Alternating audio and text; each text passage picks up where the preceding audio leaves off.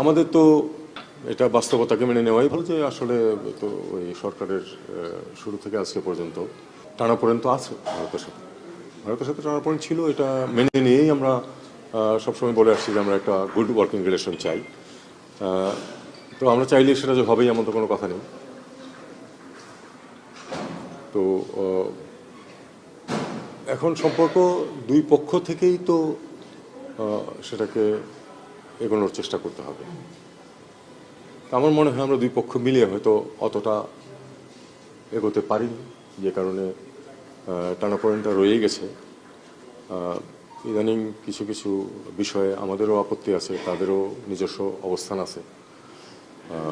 আমরা জানি যে শেখ হাসিনা ভারতে বসে, এর আগে একটা বিষয় ছিল যে তিনি বক্তব্য দিতেন শুধু আপনার সোশ্যাল মিডিয়াতে, কিন্তু সাবসিকুয়েন্টলি আমরা দেখলাম যে মেইন স্ট্রিম মিডিয়াতেও তো তার বক্তব্য এসেছে এবং সেই বক্তব্যের মধ্যে প্রচুর প্রভোকেশন আছে। এটা আপনারাও দেখেছেন, আমরাও দেখেছি। তো আমরা এটা যিনি এখানে একটা কোর্ট থেকে শাস্তিপ্রাপ্ত হয়েছেন, তিনি আমাদের পাশের দেশে বসে এখানে অস্থিরতা সৃষ্টির চেষ্টা করছেন, এটা আমরা আপত্তি করব বা তাদের সহায়তা চাবো যে তাকে ফেরত পাঠান, এটা খুব অস্বাভাবিক কিছু না, কিন্তু সেটা তারা সেদিকে যাননি।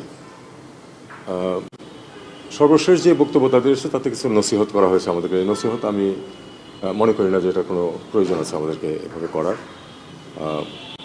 আমরা বাংলাদেশে নির্বাচন কেমন হবে এটা নিয়ে আমরা আমাদের প্রতিবেশীদের উপদেশ চাই না।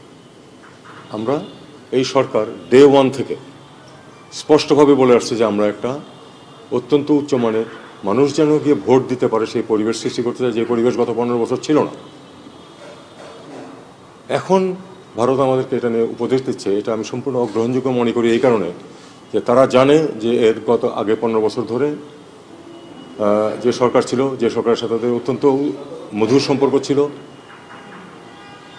তখন কিন্তু এই যে নির্বাচনগুলি প্রহসনমূলক হয়েছে তখন তারা একটি শব্দ উচ্চারণ করে না। এখন সামনে একটা ভালো নির্বাচনের দিকে আমরা যাচ্ছি, এই মুহূর্তে আমাদেরকে নসিহত করার তো কোনো প্রয়োজন নেই। আমরা জানি আমরা কী করবো। আমরা একটা ভালো নির্বাচন করবো যেটাতে মানুষ ভোট দিতে পারবে এবং যাদেরকে ভোট দেবে তারাই নির্বাচিত হবে, যেটা এর আগে গত 15 বছর ঘটেনি। তো এই জিনিসটা আমাদের কাছে সম্পূর্ণ অগ্রহণযোগ্য। আর বাকিটুকু তো